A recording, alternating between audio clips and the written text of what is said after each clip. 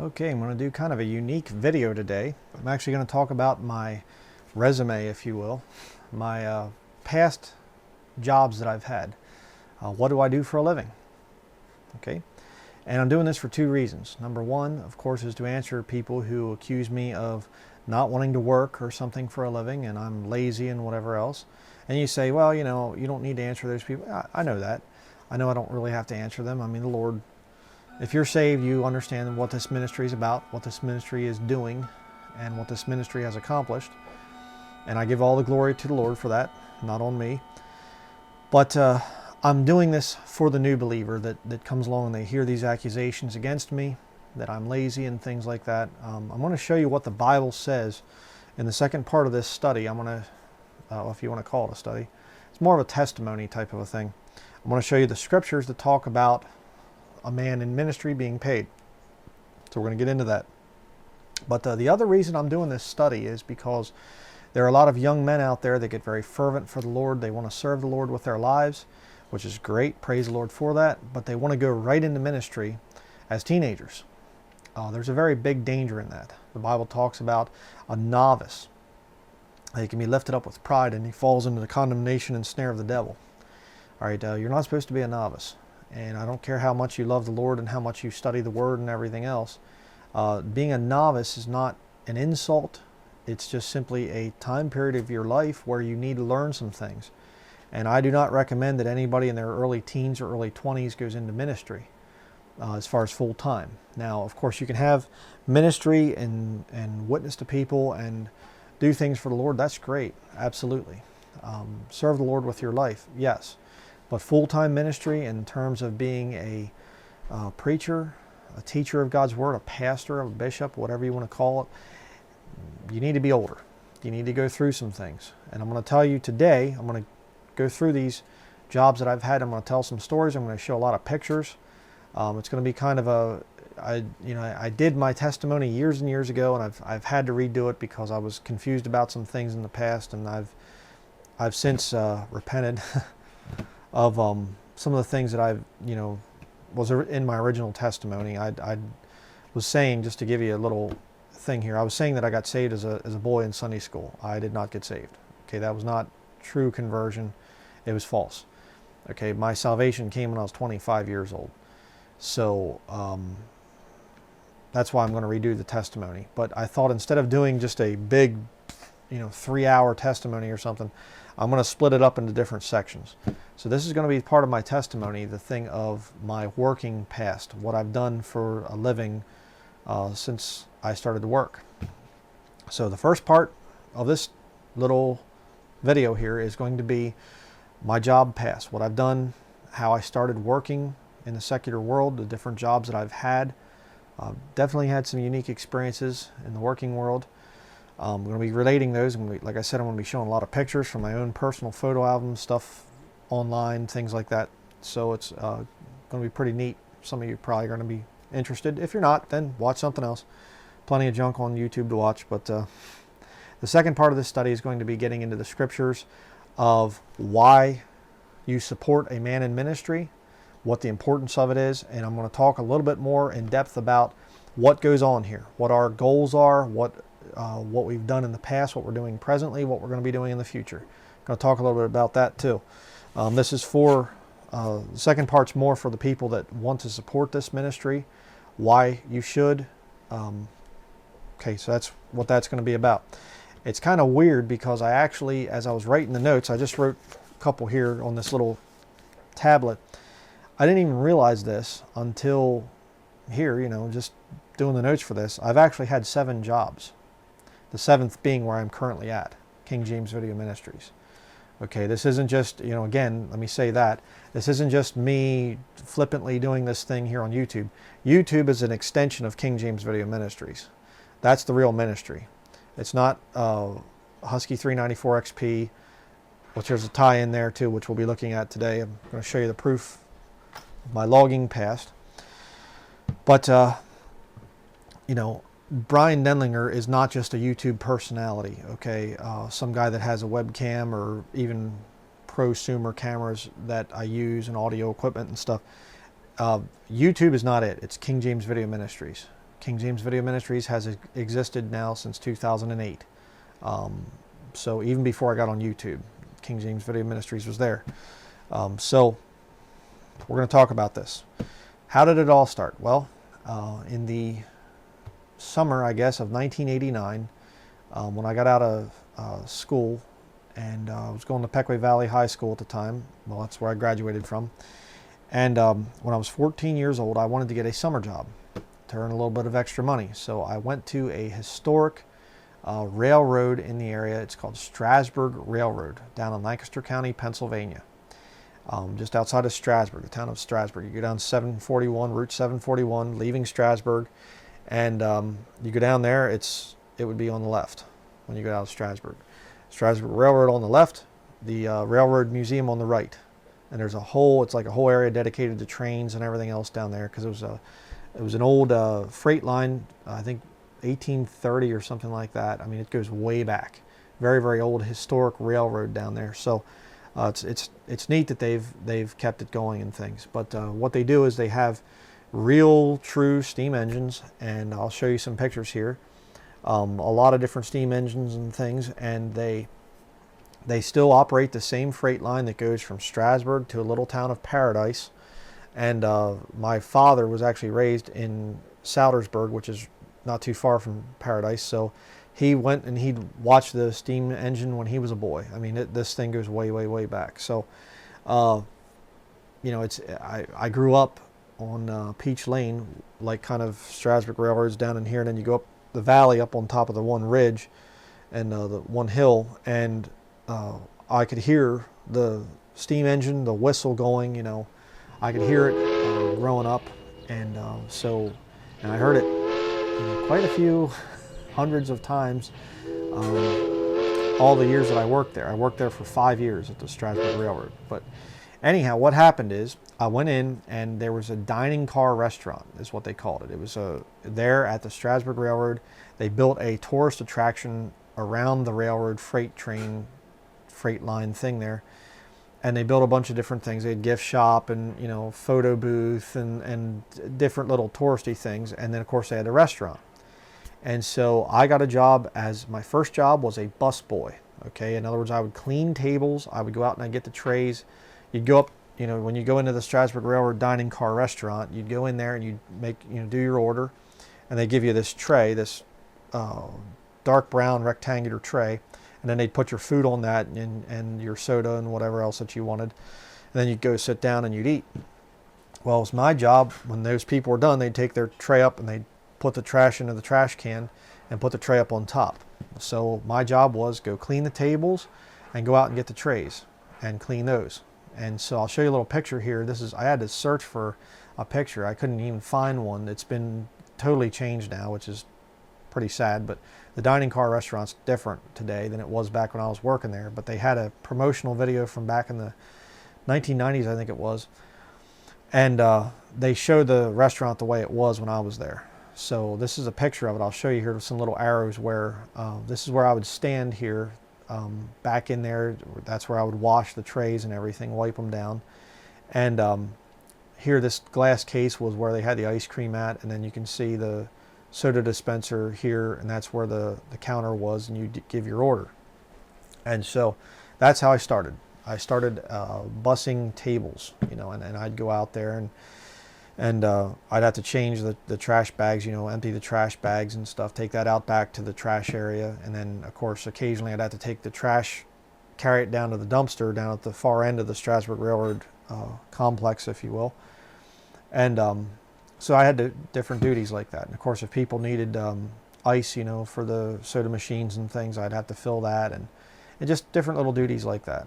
And from the very beginning, I had a very strong work ethic, which I'm thankful for. I had to do a lot of chores growing up, and I'm thankful for that. Certainly my parents made plenty of mistakes, but that's one thing that they did right. They gave me a good, strong work ethic. So I had that, and I worked very hard. A lot of times when there were teenagers standing around and goofing off because it wasn't busy, there were no customers, it'd be a rainy day, kind of dark and dreary, and nobody wanted to be out riding the train that day, so it'd be just like nothing to do all day. Well, I'd just go out and I'd clean the tables, and okay, I didn't get to clean this area here, and I'd take it apart and I'd clean it and stuff. And what happened is the bosses there took notice of that. And so it wasn't too long before I was upgraded from busboy to now working at the cash register. And I didn't really like that job very much because you were dealing with people all day. Sometimes hundreds of people would come in there, and they would just be, the place would be packed, and you deal with people. And kind of a funny story, I'll tell this story. There was a big group of black people from down south, and I remember this one guy, young guy, and he had this really strong Southern accent. And I've worked with black people and stuff. I had a guy I worked with. I'll be telling this story here in a little bit. But he was black. He was from down south, from Georgia, and he had the accent and everything. And I was just like, sometimes he'd say stuff, and I go, "What?" And he'd laugh about it and stuff, give me a hard time, and we had a good friendship. But anyhow, so this guy comes up, and I'm standing there at the cash register, and I say, "Hello, sir, can I help you?" And he goes, "I want a blue raspberry slushy." And I'm like, excuse me? Blue raspberry slushy. And I'm like, huh? I'm just like, excuse me? I started getting embarrassed. The guy got mad at me. Finally goes, blue raspberry slushy. And I'm like, oh, blue raspberry slushy. Oh, yeah, okay. Oh, boy. Felt dumb. But, so that's what he wanted. But, I dealt with that. You get all these people, different accents. You get the New England accent. You get down south. You get people from other countries even would come to the Strasburg Railroad, and they'd broken English, And, I used to dread that. Working at these cash registers, and you get having to get the orders and everything else. So from there, I went from the cash register to working actually back in the kitchen. I would be back there flipping hamburgers and stuff, and cooking food and everything. And again, why was I advancing? Why did I go from busboy to cash register back to the cooking area where the older teens went? They didn't just have the young people back in there. It was usually older people. And in fact, a lot of adults that worked there at the Strasburg Railroad were working back in there. They didn't have young people like me many times. Why did I go back there? Because I had a strong work ethic. And if you want to advance in any job, have a strong work ethic. Especially if you're a young person and you're saved. Make sure that you work hard. Do that, you're working as unto the Lord. You have a testimony. So I went back and I started cooking back there in the kitchen area. And again, a lot of interesting stories and things there. I remember the one time I was making ice cream cones. They had a malted waffle. You make these ice cream cones, and not the ice cream cones, but you'd pour the waffle mix, this malted mix, onto these waffle irons, and then you'd pull the thing down, and it would and it would ding, and then you'd lift it up, and you'd peel off this moist waffle in a circle, and then you'd twist it into a cone shape, and then it would dry like that, and it'd get hard, and that's where you get your waffle cones at. And I still have the scar to this day. You can't see it here, but it's maybe I can show it to you on the overhead camera here. See if I can zoom in. Yeah, it's not really showing up. It's right there. You can kind of see it right there on my arm. But I remember this one day, I'm there, putting the batter on these waffle iron things, pulling the next one down, pour some more batter on, pull it down, and something fell in behind the thing, and I reached back in like this, and somebody called my name, and I went like that, and when I did, I moved my arm, and right against that waffle iron. It felt really good. So it's always a joy to get scars from your workplace, but it builds character. So anyhow, I was working there at the Strasburg Railroad as a cook. Well, they were working on a train car, a fancy one that they were fixing it up to make it look like an old-time dining car. It was called the Lee E. Brenner car. I'll show a picture of it here, the interior and things. And basically it served food. And they were looking for somebody that could go up and work on that train. And I was the very first young person to ever work on that train. There was all adults and things that worked there. They cooked there and things. And they trusted me enough by that point to put me up on that train. And actually, before I'd done that, there was another, they would have the, can't think of the name of the car. It was another one of the fancy cars. It was more expensive, the Marion or something like that. But anyways, they had the governor of the state, Bob Casey at the time, actually rode the train, and I was, myself and Keith Schmid, who was kind of one of the owners of the dining car restaurant, we were the cooks. So I actually got to cook for the governor of the state of Pennsylvania. Ham with pineapple ring and green beans and apple pie and I forget what else. But they put me on the train there, and so I was on this Lee Brenner car, and we would do, you know, probably 8 trips a day or something like that, 6 to 8 trips a day, depending on how many hours I was working. And it was, you know, full-time job too, by the way, in the summer there, the summer months when I was not in school. And you know, so I rode the train, I don't even know how many times, hundreds of times, you know, Strasburg to Paradise, back and forth. But this train car, it was, you know, dark on the outside and things, and I think it's like a dark red now, like a maroon. But when I was working there, it was dark brown. I remember that. But it's dark brown, had a black metal roof, and then the kitchen area was like, it was all stainless steel lined and everything, and you had all the different things in there. A lot of it was just kind of warming areas where you had stainless steel containers that went down into hot water, and then that hot water kept the bottom of the container warm and it kept the food warm. And you know, and then they had this toaster oven thing that you'd put slices of bread in, and it would toast them, and then you'd make club sandwiches with that. And there was like a little refrigerator under there, and there were convection ovens behind that area and stuff, you know. And this is all you're cooking while the train's going, so you're doing this as you're going down the tracks, and you're going to go like rocking back and forth with the motion of the train while you're cooking stuff. And I remember this one time, this woman that was cooking, she was working there at the Strasburg Railroad, and she was kind of a big heavy-set woman. And I would usually, when the train would come back to the station, you had 15 minutes to go back down to the restaurant for supplies and come back up to the train. And so I usually did it because I was, you know, tall and skinny, and I could run like a deer back then. And so I would usually go down and get it, and she was like, I'll go down this time, don't worry about it. Well, she didn't get back in time, and the train pulls out, and there were 45 people on that train, and I had to serve them in basically a half hour. Well, half hour to an hour, somewhere in there. You know, because you got to serve them before they get back to the station, you know, is the point I'm trying to make. It was basically an hour ride, 45 minutes technically. But so I had 45 people to serve in that amount of time. So I was able to do it, but some crazy times on that train. But anyhow, I worked there till 1994 is the year I graduated from high school, from Peckaway Valley High School. And it was a tourist attraction, so at the time I was like, well, there's no health insurance. In hindsight, that was actually a good thing. But it was just, you know, it was a place where you could work, and, you know, it was very busy in the summer months, but then they shut down in the winter.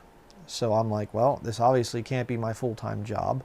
I liked it there. I liked the people. I had a good time working there. It was very, very busy, very active kind of a job. There wasn't much downtime, which I really liked. But I realized I needed something more permanent than that. So upon graduation, I worked there for the summer, but I was looking for a job. I wasn't about to go to some university and spend more time, you know, sitting at a desk reading books and things like that. I had no interest in that. By that time, I was very, very much into fast cars, motorcycles, you know, on and off-road motorcycles, ATVs, all kinds of stuff like that. So I had to have money to fuel my hobby. And I'm going to be doing a video at some point in time in the future on another aspect of my testimony that talks about my vehicle past. Just again to show kind of the folly of going into the debt and fast cars and all that other stuff. So another thing. But I knew I needed another job.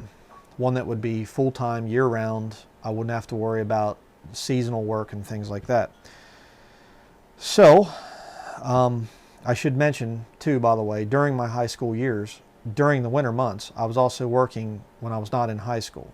In other words, like when I'd get out of school at 3 o'clock or 3:30 in the afternoon, I'd go to a job.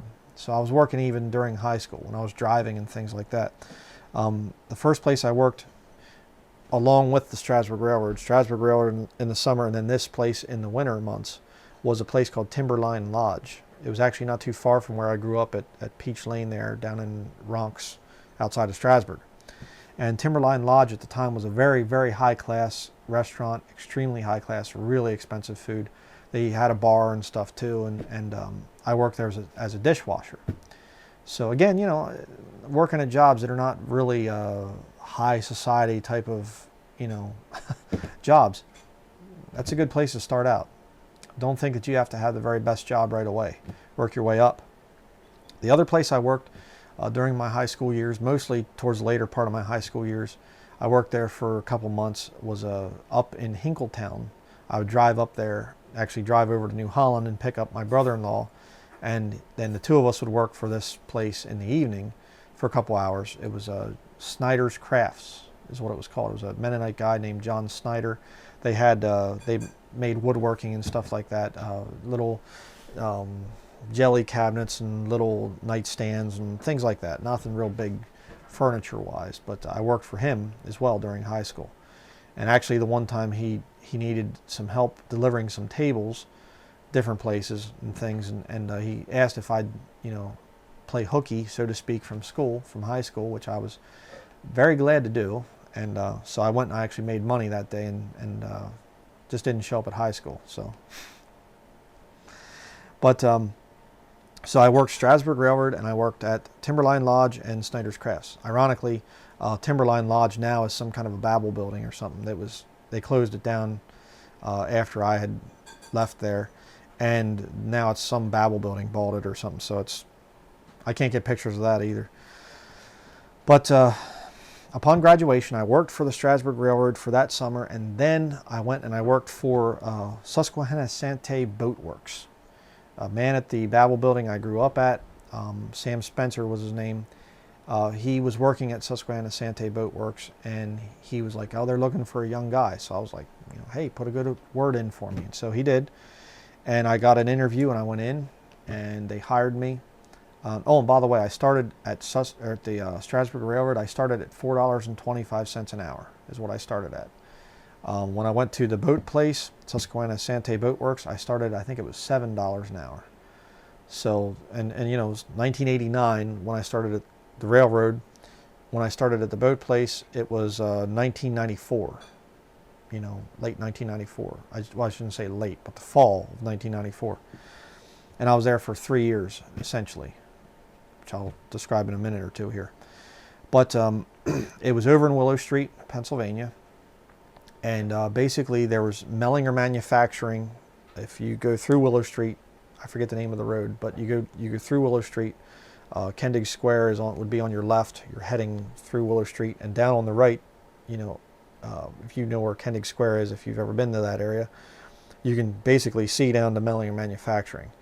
And behind there is another, it's like a airport hangar kind of a thing, and is what it looks like. You know, the half-round building, it's kind of long, is the Susquehanna Sante Boat Works. And they built pontoon boats. And I'll show you a couple pictures, actually, of this place. But I went there, and they worked a lot in aluminum and fiberglass, building these boats and things. I have some personal pictures here, too. I'm not going to be showing just family stuff and whatever. But see if I can find that other photo.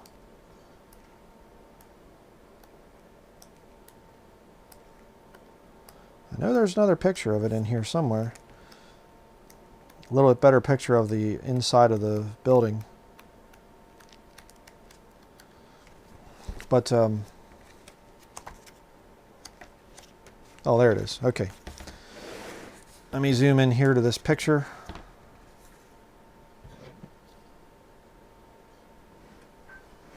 My photo album. Right there's the interior of the Boat Works place. You can see right here, welding equipment. This thing was on wheels and it'd move around and stuff, so you could weld these different boats. This was a houseboat that they were building. The guy that owned this place, Dale Mellinger, they were Mennonites, the Mellingers, and he didn't like to throw stuff out. Quite frugal, but very intelligent man. Really knew how to build a lot of things. But we had these big pallets of, these are aluminum stringers that you'd put first the pontoons. We made everything there. As far as the pontoons were made on a jig back in here that rolled. We'd get the aluminum sheet and we'd roll it into a circle, and then we would weld the top of it. Not me, I wasn't the welder, but we had a welder there. Steve was his name. He was the black guy I was mentioning earlier, and from down south. But we'd weld these pontoons, and then you'd bring them up. They'd have kind of an L type of shape channel on top of them, and then these aluminum stringers here, you'd bolt those across perpendicular to the pontoons. Then you'd screw down marine grade 3/4 inch plywood on top of that. Then you build the boat on top of that. But this was up here. This is a mold that they had for, you'd fiberglass that, and then you'd have fiberglass pontoons. These pallets here of these big cardboard boxes, that was upholstered furniture for on the boats. And there was, this over here was a tool shelf area. This was these doors would come up and down, these big bay doors, and we'd open them up in the summertime. And these concrete floors here, supposedly, well, they didn't, not supposedly, I shouldn't say, but they had pipes in them with water in them. Then they had a big boiler thing back in the break room, which was back here in the back. And the boiler was supposed to heat up this whole thing, so it would stay warm in the wintertime. Well, it didn't always work. And it leaked a lot of times. So a lot of times we didn't have any heat in the wintertime. So it got kind of cold. And this up in here is the bad thing. One of the many bad things. This fuzzy look here is asbestos. This whole building was lined with asbestos. And there were times that you'd be working and it would just be like, you'd see the asbestos particles floating down. Real nice and safe place to work. We also worked, there was no exhaust. So the aluminum, when it was being welded, when it was being cut, I'll show you how we cut it here in a minute. When we were working with aluminum, there was no exhaust. We were breathing that stuff in. If you know anything about that, that leads to Alzheimer's. It's real good. We also did fiberglassing, and again, no exhaust. So there were times that we were fiberglassing, and I'd come home and people could smell fiberglass coming out of, I'd be breathing and they could smell the fiberglass. They were like, "What's that smell?" I'd be like, "Oh, it's probably the fiberglass." Just very, very, very toxic. Another thing that we would do is we would undercoat the pontoons. And I remember this one time, we're like undercoating these pontoons with this really crazy paint. I didn't even know it at the time. It was really, really dangerous stuff. Really, really toxic. And this guy came in and he's like, he looks at the boats or the pontoons after we've undercoated them, and he's like, "Where do you guys do your undercoating?" He's like, "Do you have another building, do you put it, where you do your painting?" And we were like, "No, we just kind of put it on." And he's like, "Do you realize how toxic that stuff is?" He said, "There's very few companies that even put this stuff on, and they have special spray booths, and the guys wear full chemical body suits to put this stuff on. It's like totally toxic." And there I'm standing, I got a t-shirt on, and it's got little specks of paint from this stuff. So what happened is, after a short time there, my appendix totally burst.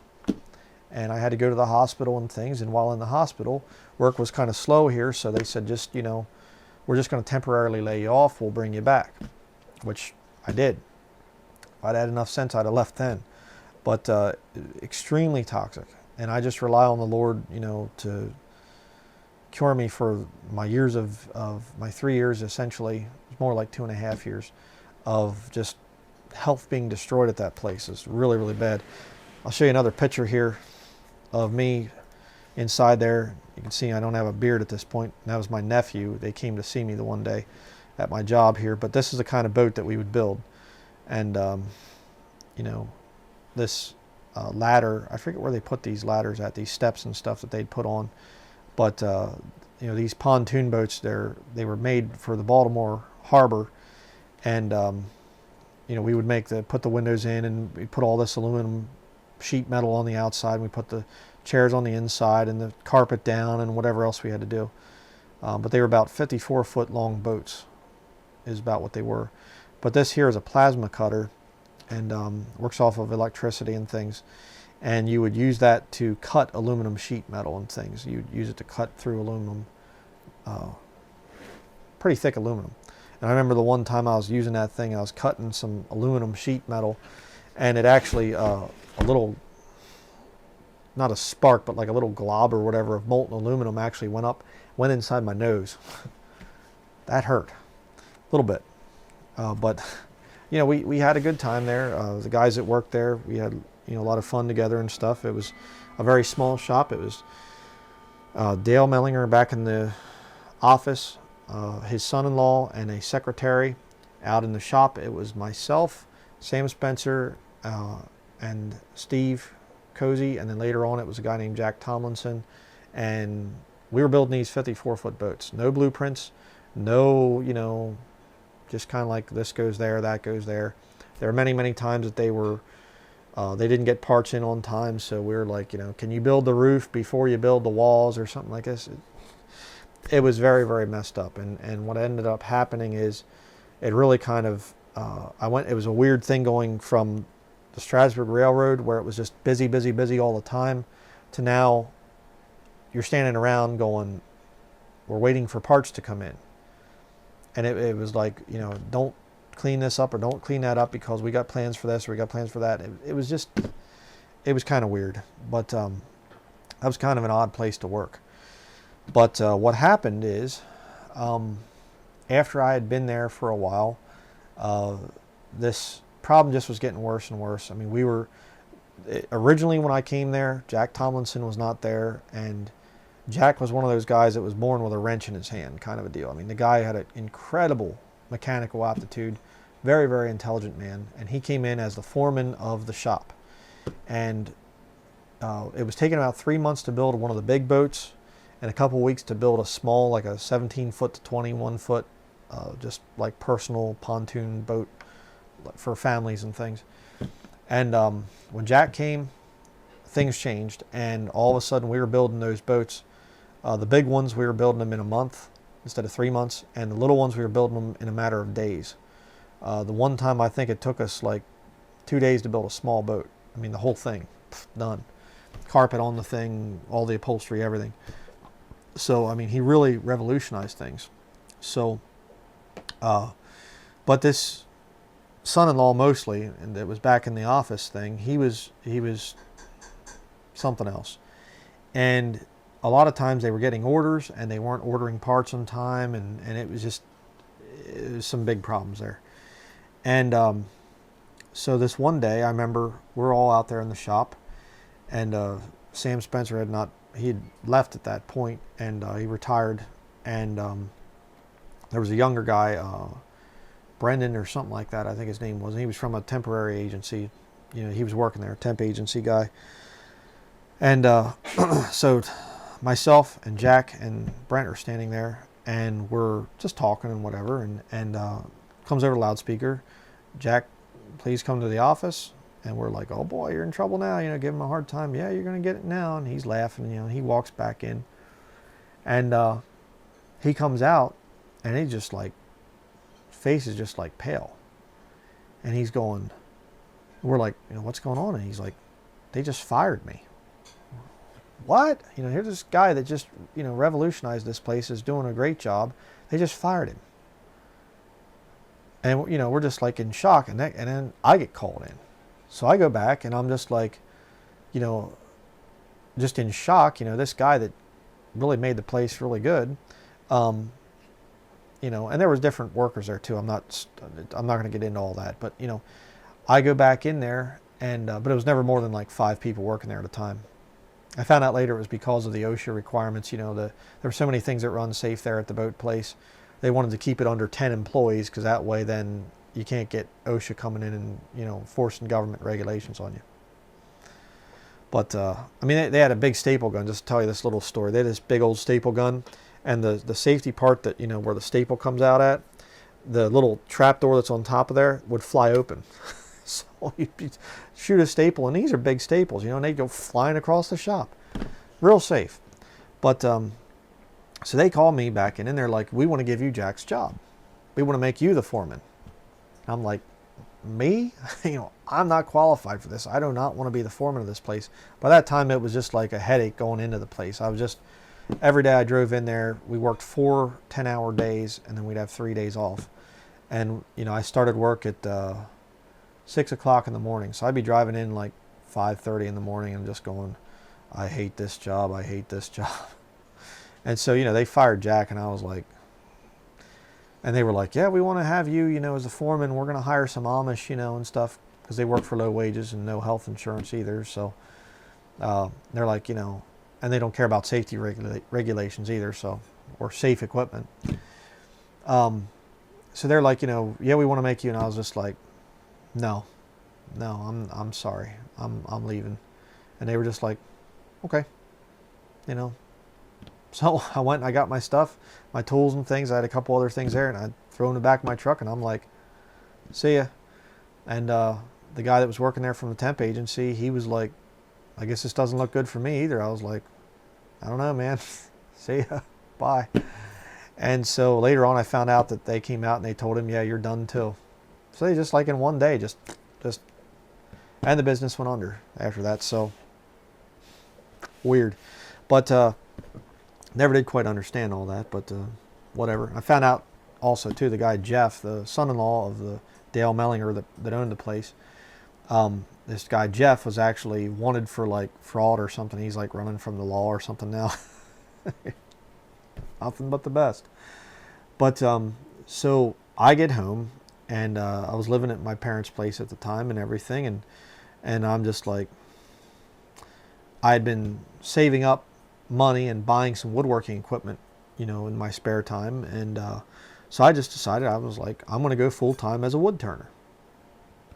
And so I told my dad, and he just about, flipped out. You walked out of your job, you know better than to do that and everything.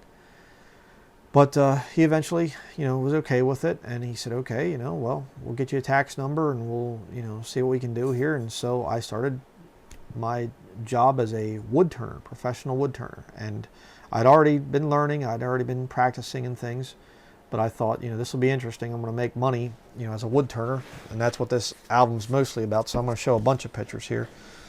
Here you can see, I'll do it this way. I don't want the address and the phone number to be exposed there, because I don't know. I know that there's people living there now. My parents don't live at this address anymore, but this is, my original business card. It looks like wood here, Denlinger's Fine Wood Turning. This right here is my initials, B and then a D, and then there's a T going down through it. So that was my insignia that I put on all of my work on the bottom of them. I don't even think I have anything here right now, wood turning wise. Just trying to think if most of my stuff was either sold or given away, but anyhow, so I decided that I would go into business as a wood turner and sell my work through art galleries and craft shops and at art shows and craft shows and everything. And so that was 1997 when I went into that. Right here, just to show you some different pictures. This is a peach bowl with this is the bark edge here, natural edge peach bowl. It was turned to a 1/8 inch thick wall thickness. This is more advanced work. This wasn't early on, this type of stuff. Down here we have a Coca-Cola, an exotic hardwood, again 1/8 inch wall thickness bowl there. I was taking a lot of my pictures back then, not in the professional studio look of a lot of the art world, but out in nature and things. Just, I was later told that's not proper for wood turning, and so whatever. But this is a myrtle burl, sort of a platter, 15 inches in, diameter, essentially there. And oh yeah, okay. Here's one. My wife just, thank you. Just to show you a little example of one of the pieces that I made. This is a hollow turning here, one of the few that I have left anymore. But there on the back, you can see this is 1999 when I made this one. Just got some scuffs on it there, but there's the insignia. So there you can see it. This is a tulip poplar, is what that's made out of. Okay. Oh, you know what? Get the candlesticks out of the bottom thing there. I can show that too. But, yeah, it was in your mind, all right, I'm sure. We'll get both of them. Here's another peach, sort of a bowl, kind of a deep, almost like a vase or something. This is one of the better ones of my collection that I did. This is a burl. There's the outside of it right there.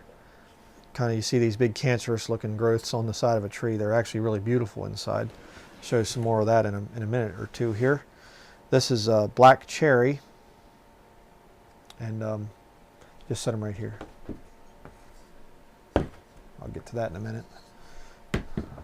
Danke. But anyhow, this is black cherry, again an 1/8 inch wall thickness. And I remember I took this exact piece down to the wood turning center in Philadelphia, the guy there, Albert Lakoff, I think his name is, and I showed it to him, and he was just holding it. He was like, wow, this is really good. And he said, I remember he told me, he said, your work is technically excellent, but you need to come up with something that's uniquely yours to make it into the art world. Very true. You know, I remember he was like, what's your motivation? And back then I was like, to make money. And he's like, no. But he's like, what's the thing that inspires you? What's your inspiration as an artist? And I was like, to make a living. You know, that's what it was back then. But, you know, I was just trying to make quality work that I could sell. But the Lord had other plans for my life, which we'll get into as we continue. This is wood right here called quilted maple. If a wood is distressed the way it grows, it'll get unique figuring in the wood. And this was actually an piece of instrument grade quilted maple. It's very, very beautiful, that rippled effect in the wood, and it's completely smooth. This isn't carved or anything. It's the grain of the wood. It's very beautiful. There you have canary wood, another bowl that I had made that's got a thicker wall thickness. Down here we have, I call these things farce flowers. This was made out of mulberry. Kind of a difficult thing to turn. That stem there is about 1/8, maybe about a little bit less than 1/4 inch in diameter. That, you know, stem there, that goblet. This is a piece of wengi or wenge, depending on how you want to say it, from Africa. An African hardwood. There's no stain or no dye or anything on that. That's just completely a clear finish on there. Then I carved the rim of this platter. That's what the wood looks like in there. Very, very hard wood. Natural edge peach bowl. This is a cherry burl bowl.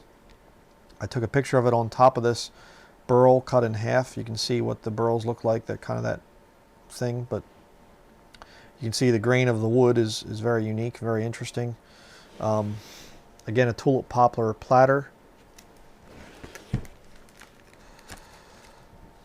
This is kind of a weird one here. Grain dyed maple. You basically just dye the different, you know, colors of the maple and things there. Kind of an interesting piece. This is box elder. This kind of a wide bowl. Here you have figured maple, little bowl, 1/8 inch thick wall thickness. Very difficult. It's kind of a unique thing when you actually turn a bowl to the 1/8 inch thick wall thickness, especially if it's green, like it's not kiln dried or something, just fresh from the tree.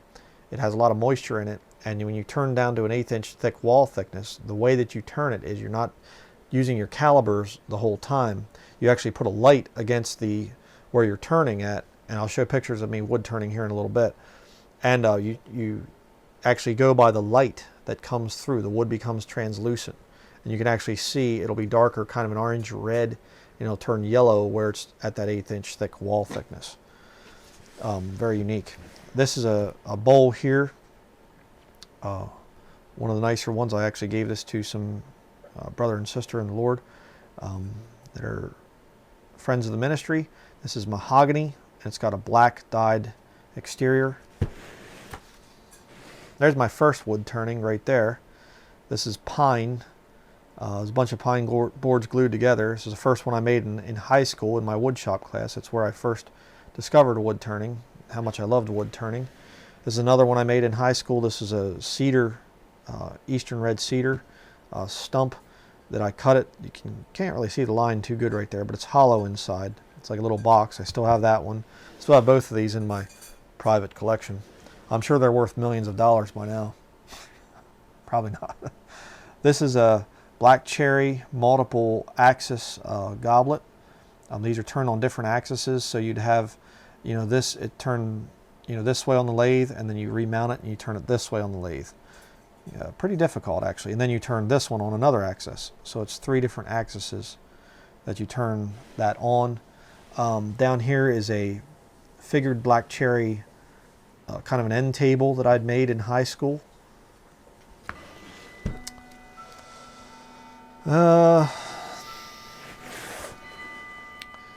There's a box out of a spalted cherry. Spalted means it's got some fungal growth in it, so it has a darker look. But right there, you pull this top part off, and it's hollow inside. They call them boxes in the wood turning world. This is kind of a unique thing here. There was a big stump at the property where I grew up, a huge big oak stump, and I carved a solid kind of a high back chair out of the oak stump. And so it was chainsaw carved and then carved with other tools and things, but this is all one solid, huge, big piece of oak. Down here, I made this coffee table for my sister and her husband for their wedding present. It's made out of black walnut, and the only thing that's unnatural, quote unquote, on it is the bark edge here. I dyed black just for contrast, but this is all totally natural. It had a kind of a tung oil finish on it, all joinery in here and stuff like this, and they still have it as far as I know. Here I actually had a friend of mine, their fan blades on their fan in their living room, they wanted them to be replaced. So being artistic, I had to make some out of, this is a purple heart from Brazil, and it's bird's eye maple inlay. So kind of exotic for fan blades, but I like that kind of thing. This is larch, western larch. We went out, my older brother was living in Montana for a little while, and there was a burl out there on a tree when we went out to visit him. So I talked him into cutting the burl off of the tree, and I actually smuggled it home in my suitcase. So I was quite fanatical about burls for a long, long time. There's a little chainsaw carving I made at a friend's cabin of a little hawk sitting there. Eastern red cedar coffee table. They don't normally get that wide, Eastern red cedars. There's one I showed earlier. That's kind of more of the studio type of setting. This is a sassafras, actually, a natural edge bowl. It's kind of a weird orange colored bark. On the outside it'll look kind of a grayish brown, but when you cut into it, the bark is actually orange. So it's kind of a pretty thing. Here I am up here, back in the old days, turning on my custom lathe. This was one I had. It could turn up to 4 feet in diameter. I actually have a video of myself on YouTube here, an old video of me turning perpendicular wood turning. Sort of an artistic thing there I did. Very dangerous, but it could turn. It had a 3 horsepower Baldor motor on it and 220 volt electricity for you if you're interested in that stuff. But it could turn, it had a lot of power. And I was turning a big spalted beech bowl there. Down here this is figured purple heart with a grain dyed rim on it. A peach natural edge bowl. Down here we have candlesticks turned on multiple axes. This was figured maple and then lacewood, Brazilian lacewood bases on them like that, triangular. This is a Ailanthus, actually, tree of heaven, a local hardwood, kind of a weed tree actually, but I made this big bowl out of it. Again, an 1/8 inch thick wall thickness. Down here we have a dogwood burl. These are, little bark inclusion areas in here and stuff like this with a lacewood base to it. that was a difficult piece to turn, because when you have your tool down in there and this thing's spinning around, you know, when you're carving it out, it was really hard with those bark inclusions in there to keep the tool straight. Just hold it here for a minute. This is an example too of 2 little snowman candlesticks. I sold a lot of these. These are spindle, turn on a spindle. In other words, instead of like a bowl where you're turning just a faceplate turning, you actually do this between centers. You know, it has a spur drive here, and over here it has a kind of a tail center, and you turn these things, and then I have it hollowed out. You can put a candlestick in there, but you turn the hat, and then you dye it brown and dye it red here, then brown. Then I would put the face and the buttons on with a marker, and then these are green bases on them. And again, I have the my insignia and the date. So there you can see the close-up of the snowman candlestick. These are made out of tulip poplar, a little bit of a knot there just for interest and character and things. But this is a matched set. So, but that's just an example of the kind of things I used to do. I used to do a lot of wooden spinning tops. I don't have any of those right now. I made hundreds of those. But just, you know, I spent a lot of time out in my shop at Peach Lane. Then also when I moved to Kleinfeldersville, I was there too doing a lot of that. Here you have a bowl that's made out of figured mahogany, canary wood. I showed this one earlier, just different angle of it. Myrtle, burl, there I showed that earlier. This one, another challenge I like to do a lot in wood turning was I would take people's trash wood and turn them into works of art, you know, bowls and things. Some people actually brought up some scrap pine that they had cut this big pine tree down, and they were just bringing up these big blocks of wood and throwing them on our property. My dad let them do that, and I went out and I got one of these big blocks of pine, and I turned it into a bowl, and it actually turned out pretty beautiful. Very nice bowl. Down here is a maple burl, the big burl carving that I had done earlier. I'd shown pictures of. This is part of the inside of that. Actually, is very, very beautiful wood. How much more of this I'll show here. Here's a better shot of the maple burl that I did. Last thing I know, this thing was actually in a museum someplace. So I got this phone call from the curator of this museum, and she's like, "Are you the one that did this burl carving?" And I was like, "Yeah." And she said, "Well, it's beautiful, you know." And she asked me some questions about it and stuff. So I have no idea where the thing is right now. That it has my insignia on it, plus it also has my full name signed on it. So where did it go? Where is it at right now? I have no idea. But okay, just kind of paging through here.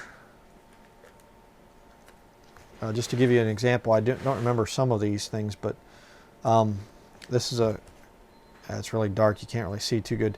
Coca-Cola hollow turning, solid Coca-Cola. This one here is Wengi with purple heart inlay, and then Wengi down here. This one sold at a gallery for $400. So just to give you an idea, the big maple burl carving, the last time that I knew that it had sold, it sold for $1,200. So that's the kind of money I was making back in those days. It's pretty good money.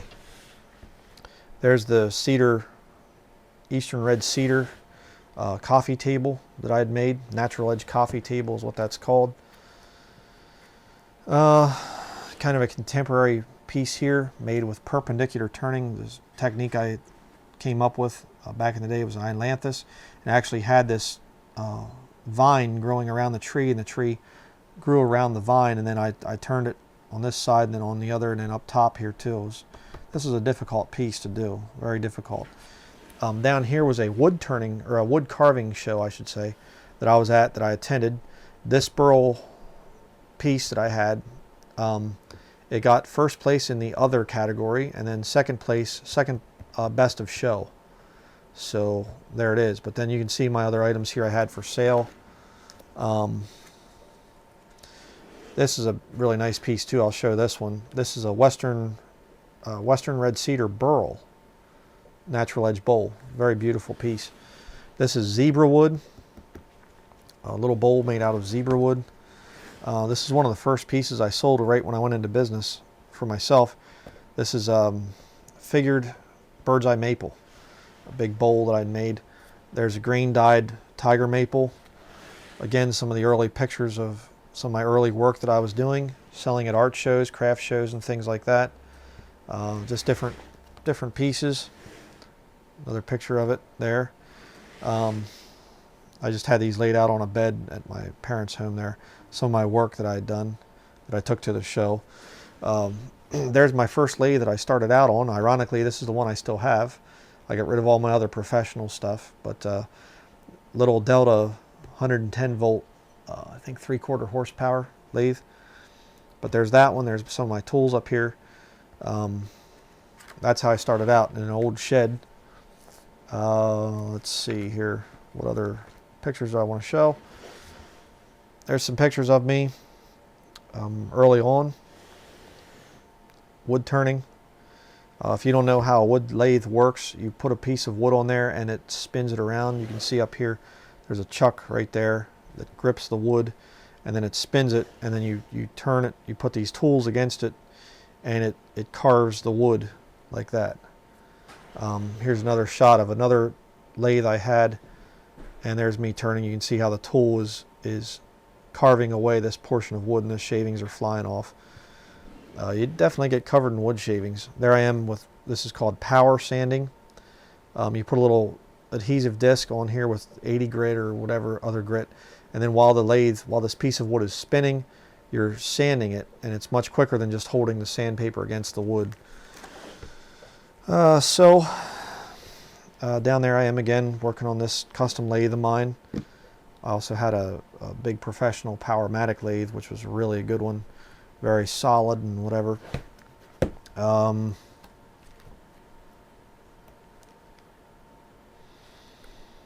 me see here. Another lathe setup I had when I got a little bit more money. I bought this lathe here. It's called a Nova, I think. Nova lathe, I forget exactly. But there was my sharpening area. I'd sharpen my tools right there. Did a lot of work on that. This is dust collection here, and then my own little custom made light thing that I could adjust it and move it around. Here I am at one of the craft shows. It's my little canopy thing I had set up there, and then my work that was for sale, we'd sell there. Here I'm at another art show that's indoors.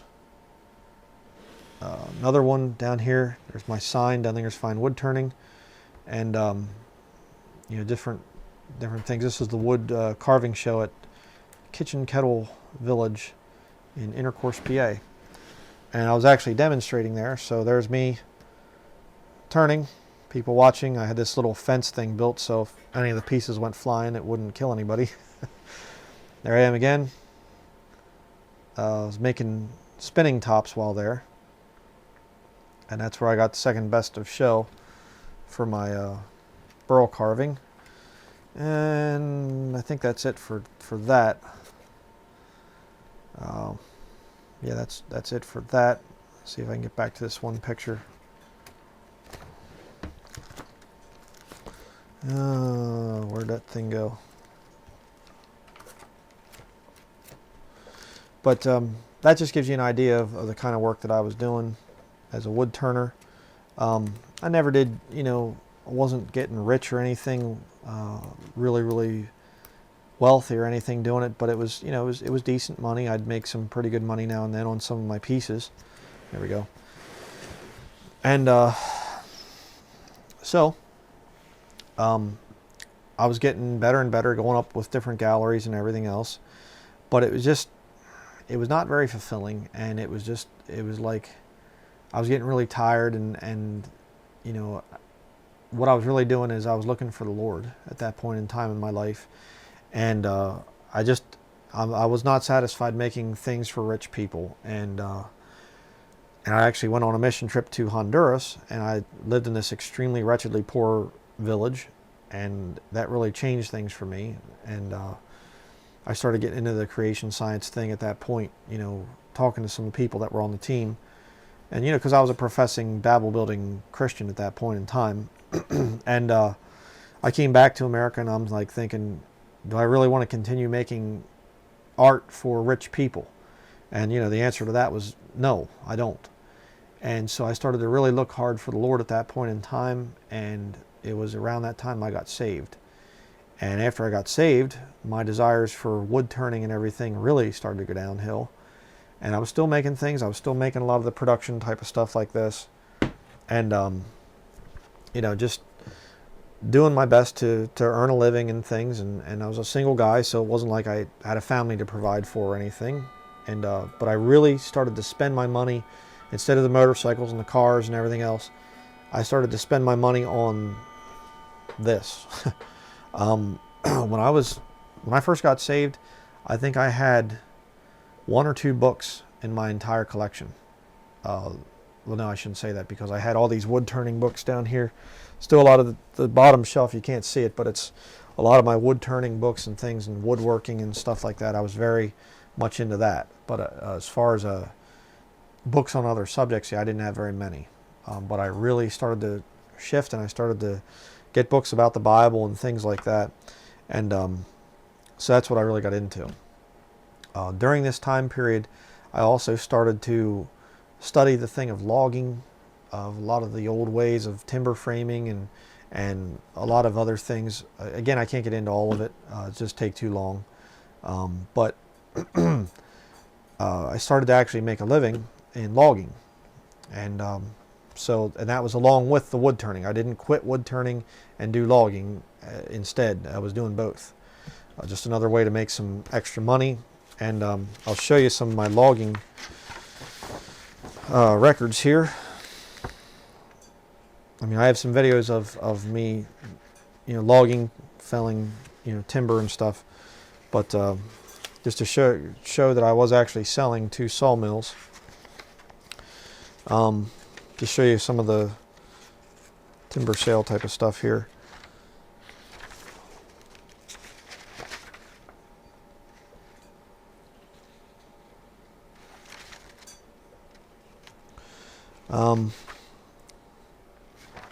Okay, I'll show you this first of all. This is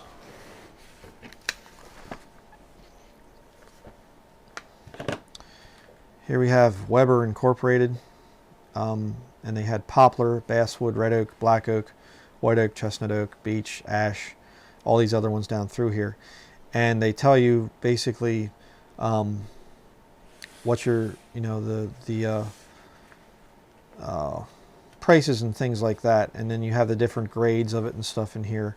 Number 1, number 1A, 1B, 2, 3, 3A, different things. No defects allowed. Must have minimum of 2 clear faces. In other words, if there's branch knot holes or knots and things like that, or if there's some twist to it or whatever else. But this is, you know, that shows you what the timber classification was. But then this here shows some of the logs, the grades and things like that. Poplar, a lot of poplar. I was doing tulip poplar, and how much you're making per log. And there's your length, you know, 12-foot logs, 16-foot logs. They wanted them bucked to this. I know some people, like here in Maine, I see a lot of tree, you know, full length, you know, and stuff. But down there, they wanted them bucked to anywhere from 8 to 16 feet. They used shorter trucks, you know, because there's more traffic down in Lancaster County, Pennsylvania than up here. But you can see some of the, mostly poplar, and the prices that I was getting for some of these logs and things. Just kind of show you a couple more here. Not going to show all these files and things, but there's a total for the one kind of money that I was making there on this thing. And of course, you know, the money goes to the landowner too, but as a logger, you get a, you know, decent percentage of that.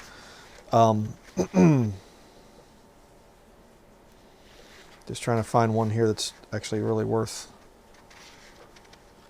something good. You know, for some of the, here's some more prices and things. there's some of this is getting up there pretty good. Number 1 select and 23-inch diameter, 16-foot length, 361 feet there, board feet. Rate 76 cents per board foot, so you get 274.36. So just see if there's anything else here I want to show. Again, there's a total, so like I said, there's a bunch of these records. I'm not going to go over it all, but pretty good money in logging. And then what I did also, I'll show you a couple pictures here quick of some of the logging. I have a video too of some of this logging that I did. There's the Weber truck coming and picking up some of my logs. You can see him loading the logs on there, 16 footers mostly.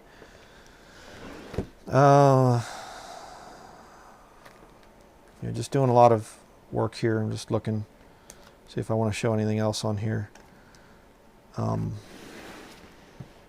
There's me down there.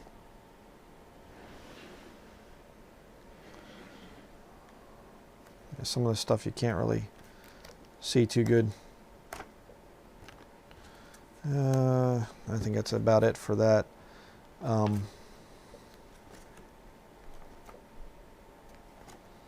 Yeah. But then also what I was doing, here's I made these firewood racks out of logs.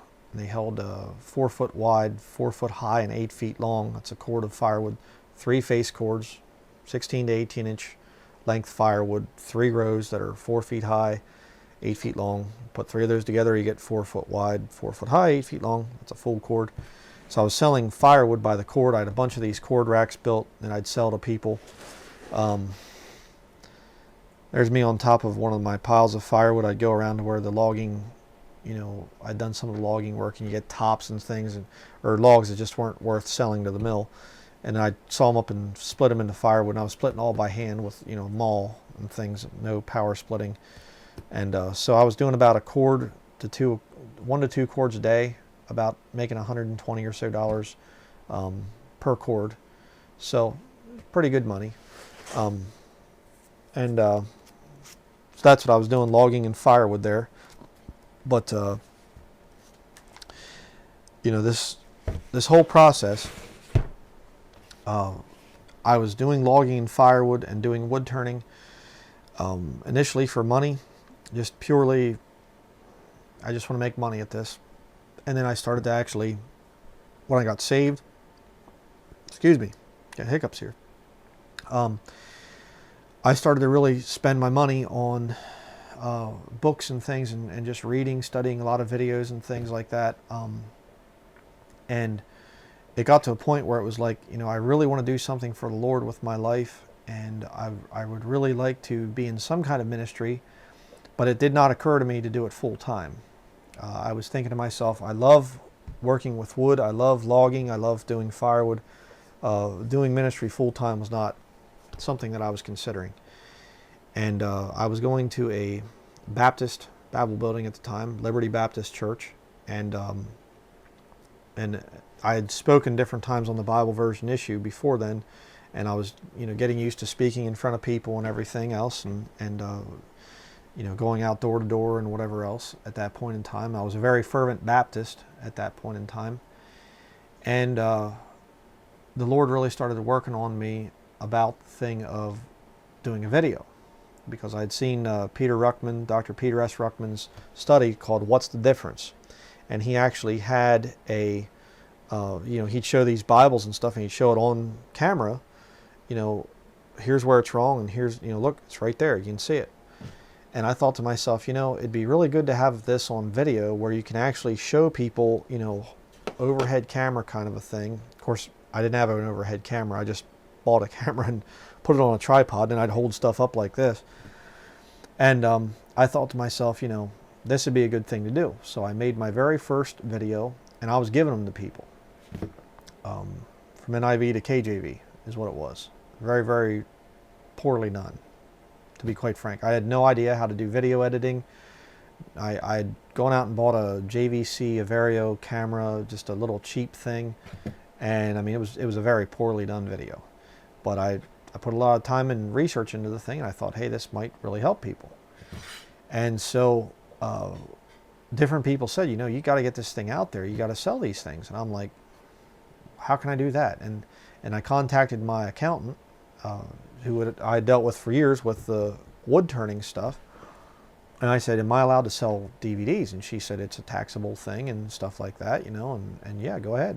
So I was like, okay, you know, I'll sell DVDs. So I started to sell these videos originally through Gail Riplinger's ministry. And, you know, I can't think if I did YouTube at first, or if I did at some point in time I redid the video from NIV to KJV. I have it up online now, but I redid it, made it a little bit more professional. And I also did the ridiculous Bible perversions of the New Age. And I started to get, somebody told me about YouTube. I started putting videos on YouTube, and I did not consider myself full-time in ministry, because I thought, well, you know, I still want to do the wood turning thing. I still had a professional lathe. I had all my shop set up and everything. And so I was like, you know, well, I'm just going to do this ministry thing on the side. Well, the Lord had other plans. And what ended up happening is I started getting people saying, hey, you know, this video is really good. These videos you've put out, they're great. Originally, I had a brother in Australia, actually, and he contacted me and he said, I'd like to donate to your ministry. And I'm like, donate to my ministry? What? Huh? Donate? What's donation? I don't know how to do this stuff. Again, contacted the accountant, and she said, if you're 501c3, you can take donations and you can tell people, you give them a receipt and they can write it off and stuff. Well, I'd heard stuff about 501c3. I didn't know everything about it, but I was like, I don't want to be 501c3. And she said, well, then you tell people it's not tax deductible. It's a gift to the ministry. And then it's you know, that's an income that is on the side of your logging / wood turning. And it's something that's not a taxable type of a thing. But, you know, living with gifts from people is very sporadic. It's not very certain. I mean, it can go down, it can go up, which we're going to see here in the Bible about that in just a minute. But the point is, it was like, okay, you can take donations. So I started to take donations. And, you know, it was like, okay, well, you know, and he said, could you get a PayPal donation button thing? So I looked into that. I got a PayPal account and all the other stuff. And that was really how it got started. And I just decided, you know, I thought, well, I'm going to continue making DVDs, and I'm going to try to get these DVDs done and everything, and get as many as I can and sell them along with my wood turnings being sold at galleries, because I was doing both. And I started to see that when I would be putting videos on YouTube, I was also doing sermon audio way back then. This is 2008, 2009. I was actually on sermon audio before I was on YouTube. The original sermon audio thing was Bible Believers Fellowship, which is no more. And of course, sermon audio is no more for me, because I got kicked off of there for telling people how to have a child at home. You know, go figure. But because Joseph and Mary didn't do anything like that. But so what happened is I started to see, hey, there's a great need to get truth out online, and people were saying, hey, could you do a study on this? Could you do a study on that? And so I started to do more research, and it was like people were going, wow, I've never heard preaching like this before. And I'm going, huh? You know, and the Lord just really opened up doors for me to preach on a lot of different subjects, and you know, just really you know, it just really took off. I don't know what else to say. I mean, it just really went crazy. And now we have over 930 videos available for free right here on YouTube. And, you know, they're mirrored on other channels. They're on other websites now. They're all over the place. I have a lot of them referenced at my ministry website, kingjamesvideoministries.com. They're in the video section. And I saw that, you know, I can either make all this stuff, put it all on DVD, and try to sell it. And I've never copyrighted anything.